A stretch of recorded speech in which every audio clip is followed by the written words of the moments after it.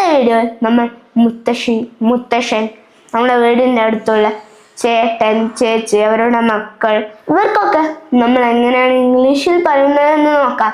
കൂട്ടുകാർ റെഡിയല്ലേ? അപ്പൊ തുടങ്ങാം. നമ്മൾ അച്ഛന് നമ്മൾ ഫാദർ എന്നും അമ്മയ്ക്ക് നമ്മൾ ഇംഗ്ലീഷിൽ മദർ എന്നും പറയും. അത് പറയാത്ത കൂട്ടുകാരുണ്ടാവില്ല.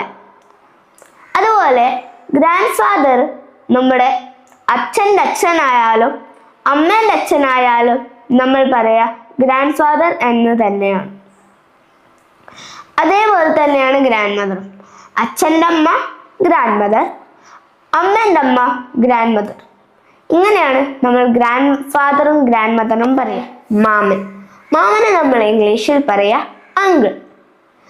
അങ്കിൾ എന്ന് നമ്മൾ ആരെയാണ് വിളിക്കുക? നമ്മളെ ഉമ്മേൻ്റെയോ അമ്മേൻ്റെയോ അനിയന്മാര് നമ്മൾ അങ്കിൾ എന്ന് വിളിക്കും. നമ്മളെ വീടിൻ്റെ അടുത്തുള്ള റിലേറ്റീവ്സിനെ നമ്മൾ മാമൻ എന്ന് വിളിക്കുന്നവരെല്ലാം നിങ്ങൾക്ക് അങ്കിൾ എന്ന് ഇംഗ്ലീഷിൽ വിളിക്കാം. മാമന് എന്താണ് പറയേണ്ടത് എന്ന് പഠിച്ചു. ഇതേപോലെയാണ് മാമിക്ക് നമ്മൾ ആണ്ടി എന്ന് പറയും. പക്ഷെ ശരിക്കും പറഞ്ഞാൽ ഇത് ആണ്ടി എന്നല്ല നമ്മൾ പറയേണ്ടത്. ശരിക്കത്തെ ഉച്ചാരണത്തിൽ നമ്മൾ പറയാ ഓണ്ട്. എന്താണ്? ഓണ്ട്. ഇനി നമ്മളെ സ്വന്തം ചേട്ടന്മാരെയും ചേച്ചിമാരെയും, നമുക്ക് അനിയന്മാരും അനിയത്തിമാരും ചേച്ചിമാരും ചേട്ടന്മാരൊക്കെ ഉണ്ടാവാം. അതിൻ്റെ അകത്തുള്ള മൂത്ത ചേച്ചിമാരെ നമ്മൾ എൽഡർ സിസ്റ്റേഴ്സ് എന്നും അനിയത്തിമാരെ നമ്മൾ യങ് സിസ്റ്റേഴ്സ് എന്നും പറയും. ഇതേപോലെ തന്നെയാണ് ഏട്ടന്മാര് അഥവാ ചേട്ടന്മാരെ മുതിർന്നവരാണെങ്കിൽ അവരെ നമ്മൾ എൽഡർ ബ്രദേഴ്സ് എന്നും അനിയന്മാരാണെങ്കിൽ അവരെ നമ്മൾ യങ് ബ്രദേഴ്സ് എന്നും പറയും. ഇവരെ നമ്മൾ ഒറ്റ വാക്കിൽ വിളിക്കുന്ന പേരാണ് സിബ്ലിങ്സ് എന്നാൽ നമ്മുടെ സ്വന്തം ചേട്ടനെയും അനിയനെയും ചേച്ചിയെയും ഒക്കെ പറയുന്ന പേരാണ് സിബ്ലിങ്സ്. ഇപ്പൊ നിങ്ങൾക്ക് സിബ്ലിങ്സ് ആരാണെന്ന് മനസ്സിലായല്ലോ.